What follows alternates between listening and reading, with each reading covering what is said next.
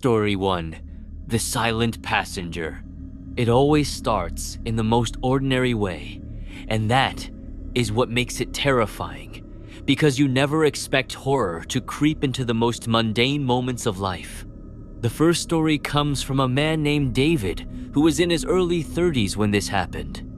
He had just moved to a new city for work, and his job required him to take late-night buses home since he often worked overtime.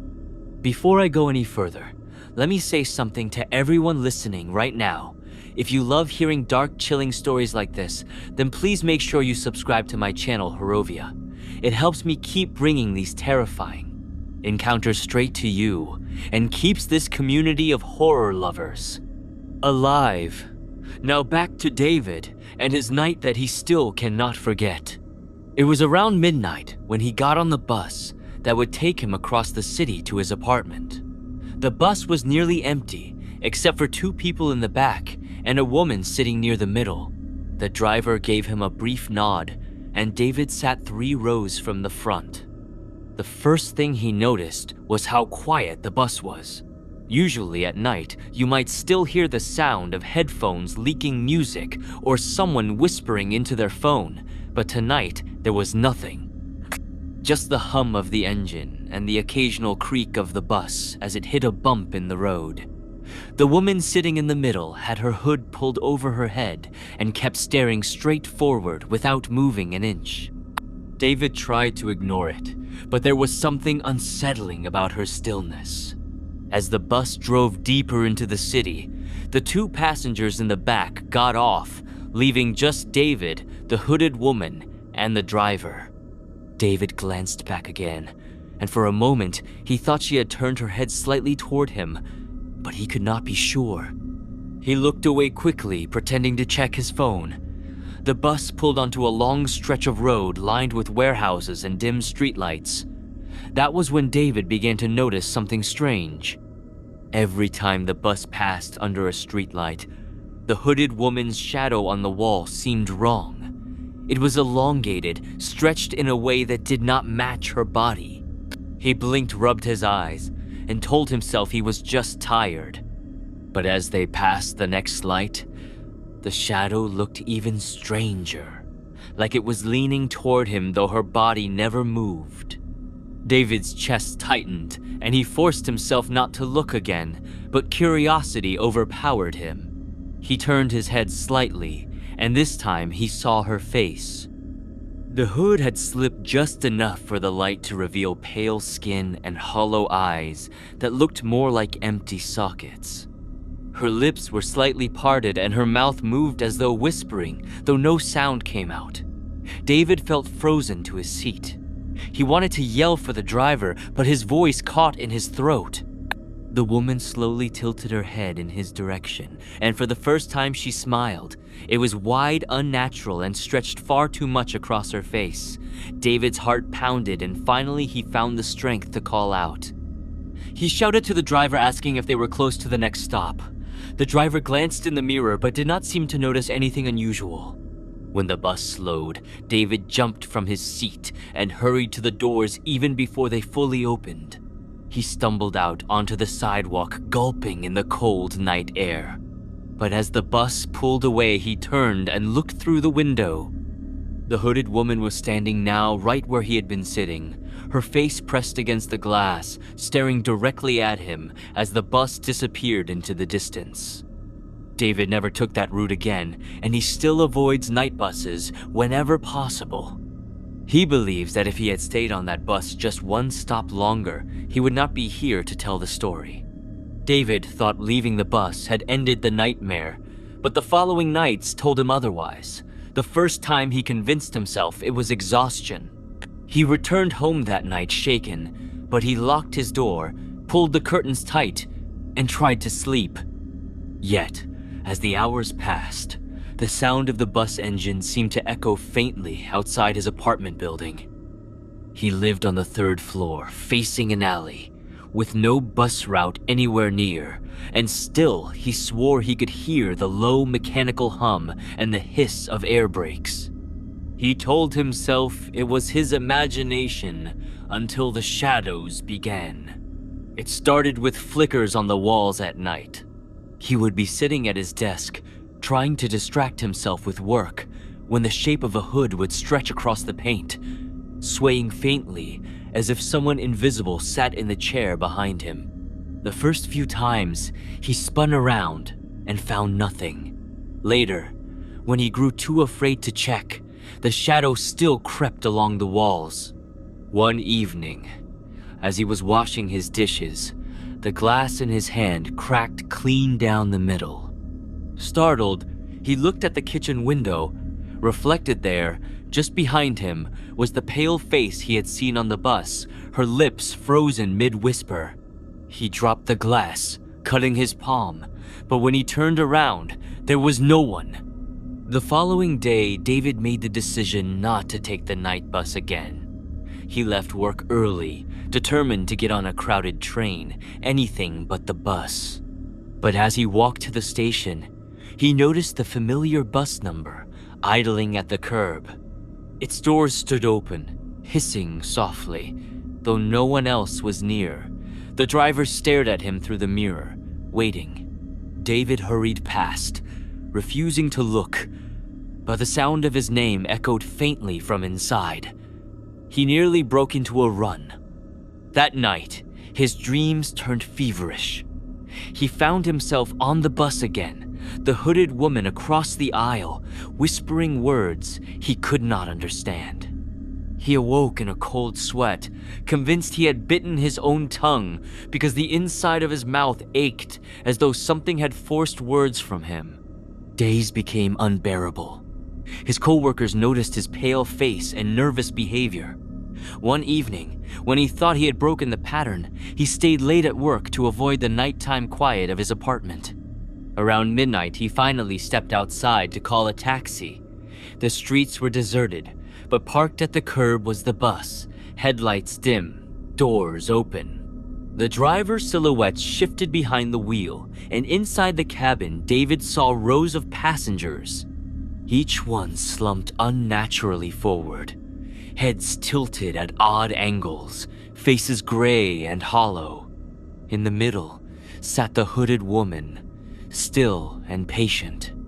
Panic surged through him. He backed away, fumbling for his phone, but every photo in his gallery had changed.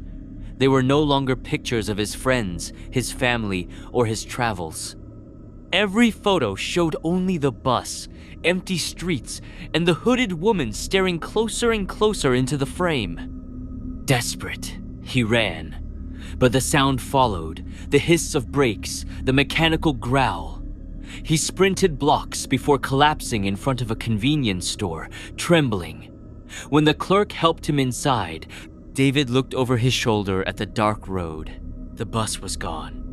He tried moving apartments weeks later, but wherever he went, he found traces. A ticket stub lying on his doorstep, the faint smell of diesel in his kitchen at night, and on one occasion, he awoke to find mud streaked across his living room floor, footprints leading to the couch where the shadow of the hood waited silently. David has never boarded another bus again, yet he knows, deep down, it is not about the vehicle, it is about her. He believes she is waiting for the moment he finally weakens, the moment he steps into an empty street alone at night. He fears that when that happens, the doors will open and he will not be allowed to leave again. Story 2. The Last Ride Home. This one comes from a young woman named Claire who was in college when it happened. She lived off campus and relied heavily on the night bus after late study sessions at the library. One evening around 1 a.m, she boarded the nearly empty bus carrying a heavy bag of textbooks. The driver, an older man with tired eyes, gave her a nod, and she chose a seat close to the middle. The only other passenger was a man sitting near the back.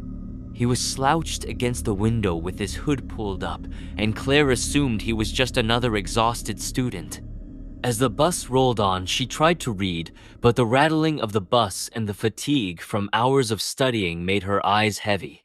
She closed her book and leaned back, resting her head against the seat.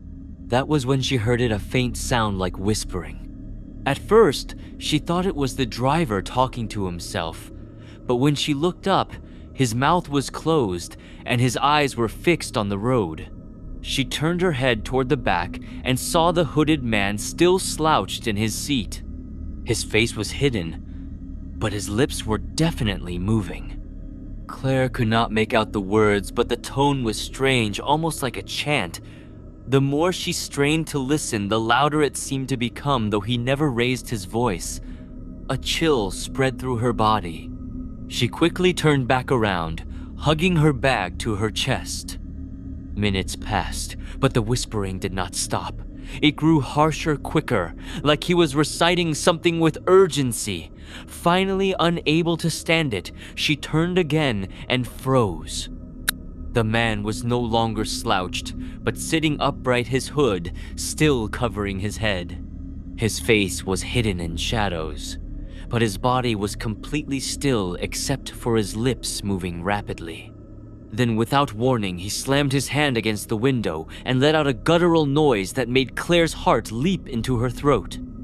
The driver, startled, shouted, asking if everything was all right, but the man did not respond. Instead, he stood slowly and began walking up the aisle. Claire's instinct screamed at her to get out.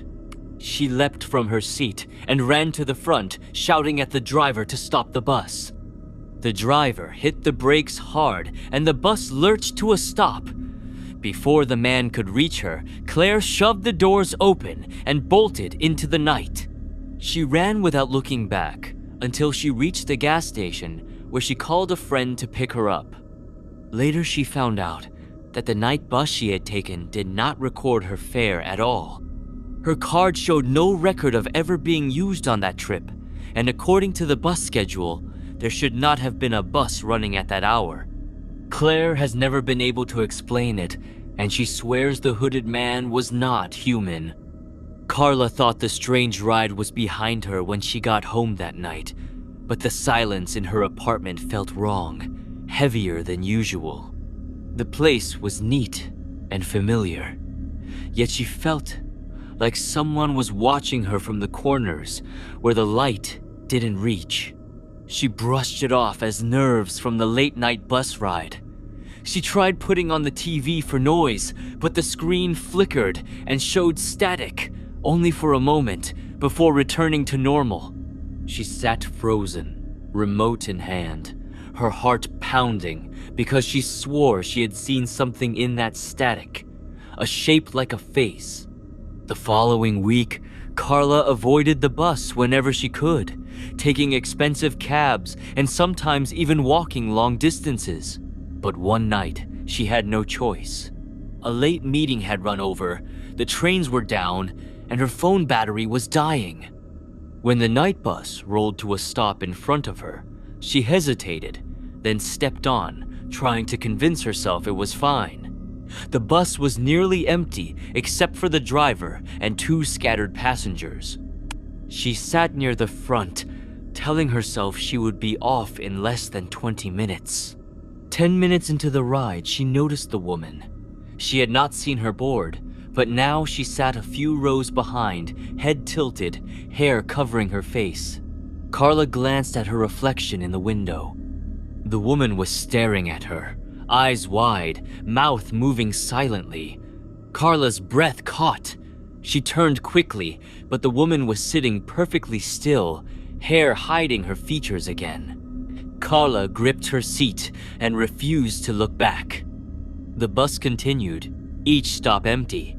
By the time they were near Carla's neighborhood, she realized the driver had taken a wrong turn. She leaned forward, voice trembling, telling him he had missed her stop. He did not answer. She raised her voice louder.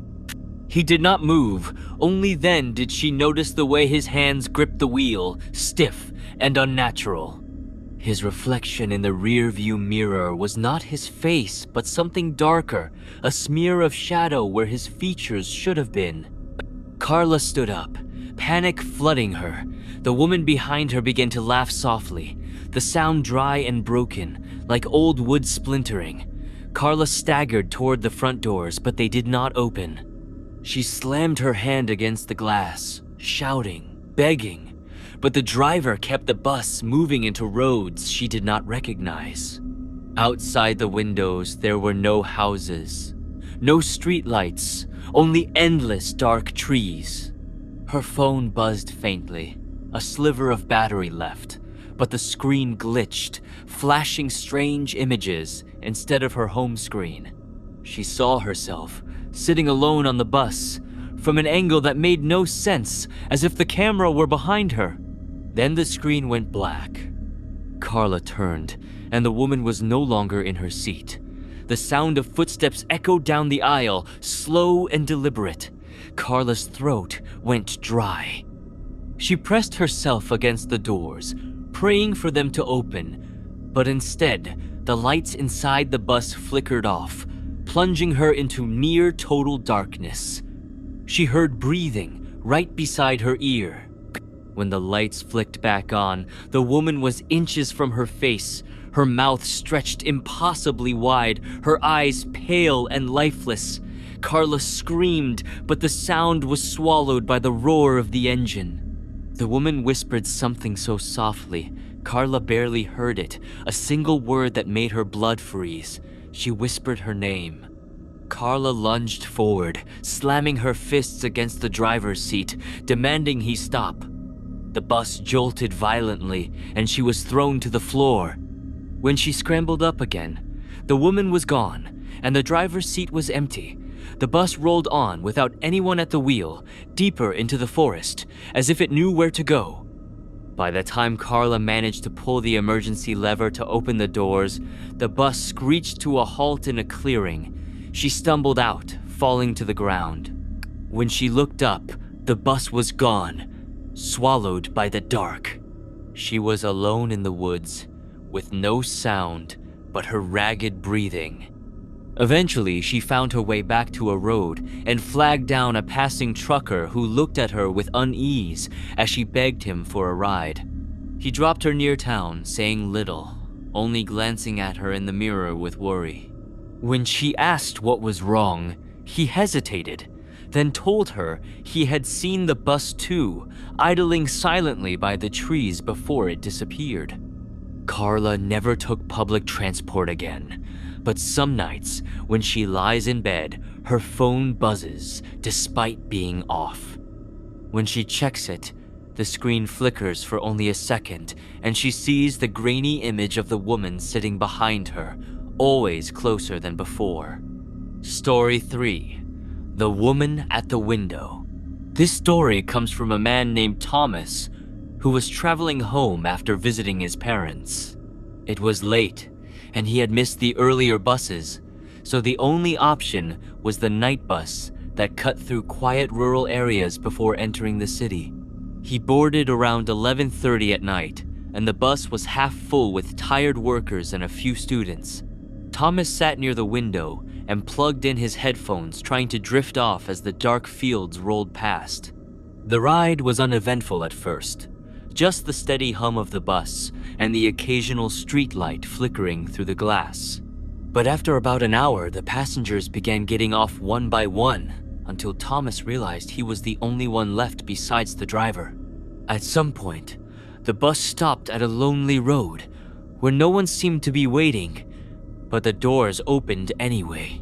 Thomas glanced up and saw a woman step on. She looked out of place. She wore a long, outdated dress that looked decades old, and her hair was tied back in a severe bun. She carried no bag, and her eyes were fixed on the ground as she walked silently down the aisle. She passed him without a word and sat in the seat directly across from him, though the bus was completely empty. Thomas found this odd, but told himself not to overthink it. He put his headphones back in, but no music played. The battery had died. In the silence, he noticed something that made his skin crawl. The woman was staring at him. Her face was pale, almost gray in color, and her lips never moved. Yet he heard a faint sound like humming. The melody was low, soft, and unsettling. Thomas turned toward the window, pretending not to notice. But his reflection betrayed him. In the glass, he could clearly see her eyes fixed on him, unblinking. He tried to calm his breathing and counted the minutes until his stop. Finally, the bus slowed, and Thomas stood quickly, ready to get off. But the woman suddenly leaned closer, her lips near his ear, and whispered something he will never forget.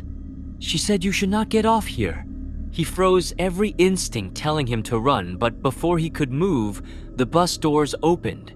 He looked at the driver, who was waiting impatiently. Against every ounce of logic, Thomas stayed seated, and the bus drove on. 2 miles down the road, they passed a police blockade. Officers waved the bus to stop and explained that a man had been attacked near the very stop Thomas had planned to get off at. If he had stepped off at that moment, he would have walked straight into danger.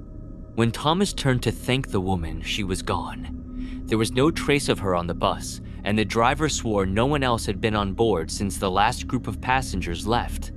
Thomas never forgot her voice, or the strange way her humming still lingered in his ears for hours after. Ethan thought that strange night had ended when he got home, but his dreams told a different story. He kept waking in the early hours, drenched in sweat, the sound of that faint knock echoing in his mind, as if someone were tapping on his bedroom door.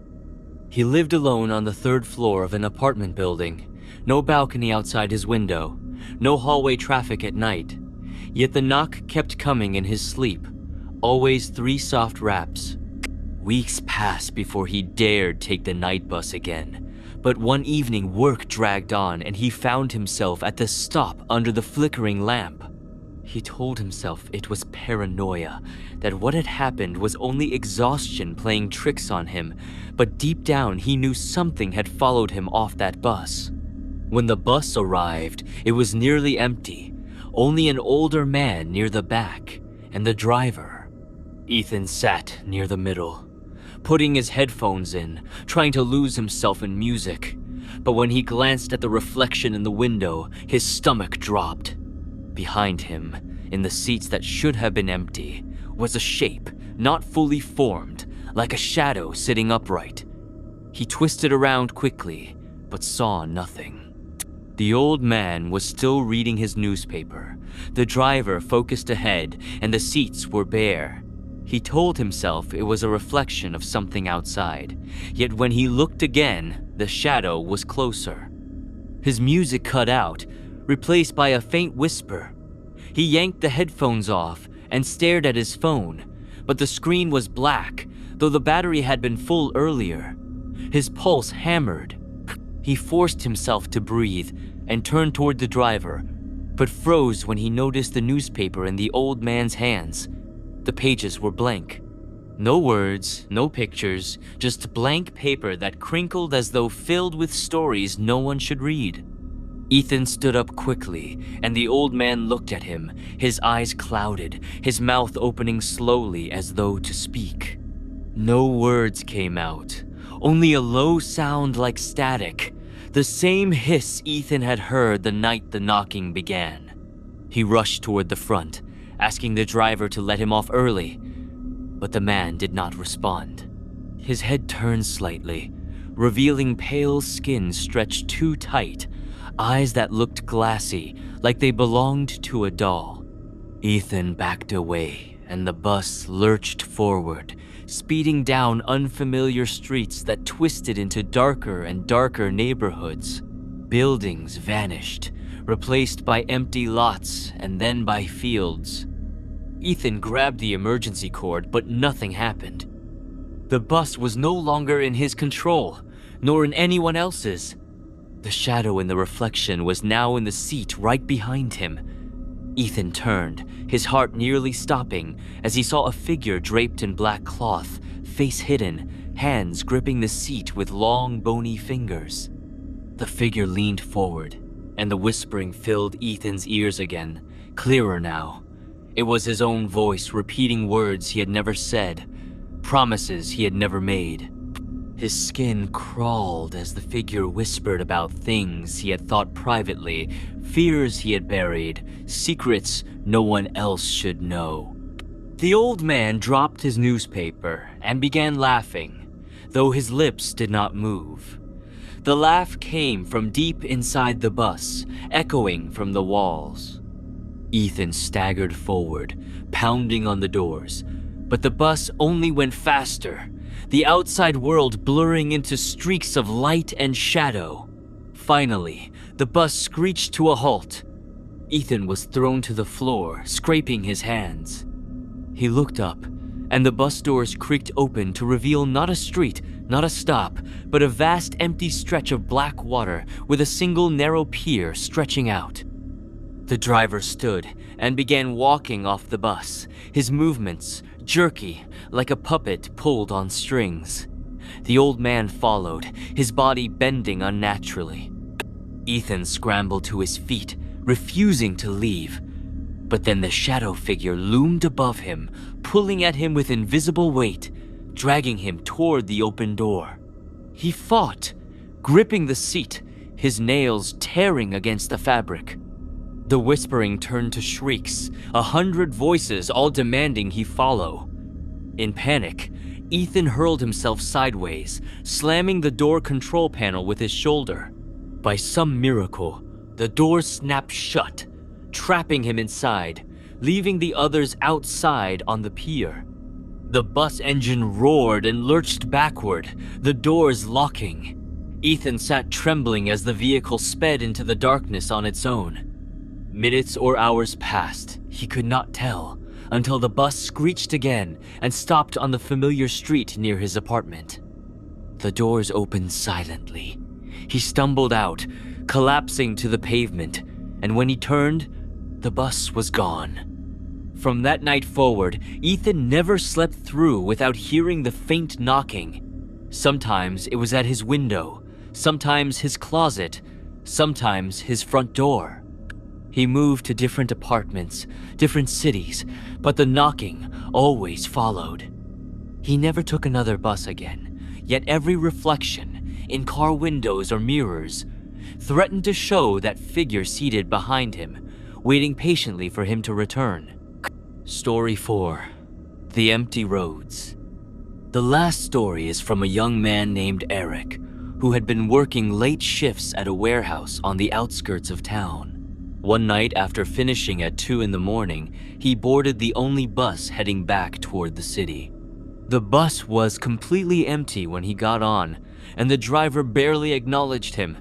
Eric sat near the back, stretching out his legs and scrolling through his phone.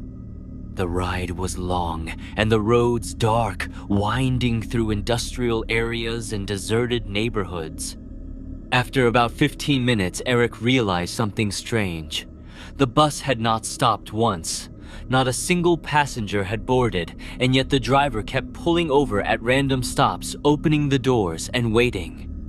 At first, Eric assumed it was protocol, but as the bus slowed again at a desolate stop under a broken streetlight, he noticed something terrifying. Figures stood outside. They were faint, almost transparent, and they did not move.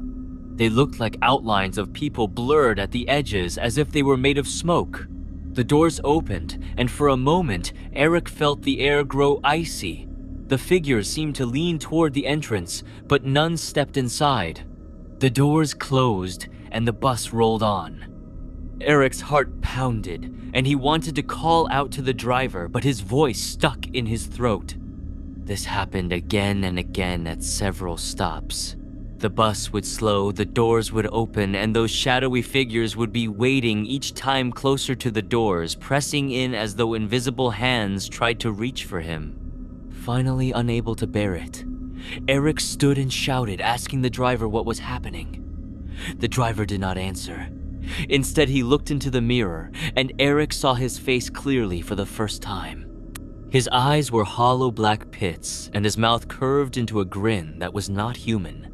Eric staggered back as the bus lurched forward at impossible speed. The world outside blurred into streaks of darkness, and he felt the air grow colder and colder as whispers filled the aisle. He clutched the pole near his seat, praying for it to end. And then just as suddenly as it began, the bus screeched to a stop. Eric stumbled out onto a city street lit by bright neon signs. The bus hissed and drove away, vanishing into the night. Dazed and shaking, he looked around and realized he was blocks from his apartment, though he had no memory of how much time had passed. His phone was dead, but when he turned it on later, the clock showed he had been gone for over 3 hours, though the ride should have taken only 30 minutes. To this day, Eric refuses to take the night bus.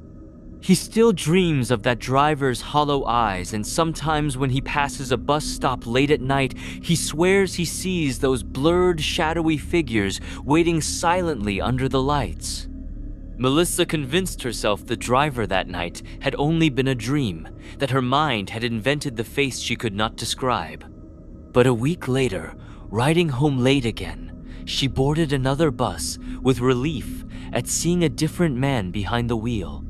This one looked normal, bored even, chewing gum with the tired indifference of someone halfway through a long shift. She sat down, let out a breath, and tried to calm her nerves. Yet 10 minutes later, when she glanced at the mirror, her stomach turned. The driver's reflection was not chewing gum. His mouth was wide open, jaw stretched impossibly low, as if unhinged, his teeth bared. She blinked, and in reality, he was normal again, tapping the steering wheel with his fingers. Melissa told herself she was imagining things, but her body would not relax. At the next stop, a woman boarded with her little boy, sitting a few rows back. Melissa felt comforted by their presence, but when she looked again, she froze.